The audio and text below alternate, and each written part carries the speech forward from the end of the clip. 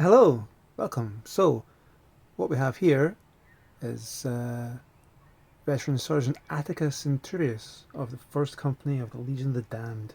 It was released in 1996, limited edition, made for the Apocalypse 100 event to celebrate the opening of the 100th Games Workshop store. I bought this guy for a fiver in '96. I bought two of them. Painted one, no idea where it is, and this guy sat in a cupboard, still sealed in his little blister pack here. But that's no fate for a member of the Legion of the Damned. So let's just pop him open and get him out of that blister, shall we? Out you come, Atticus. Oh, yeah, that little bit of foam that you got.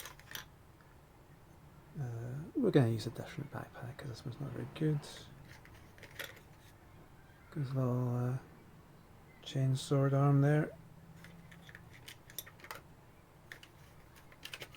Good little slot base.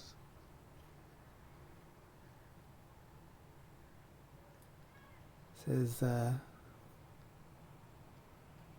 damned on the slot there. That's cute.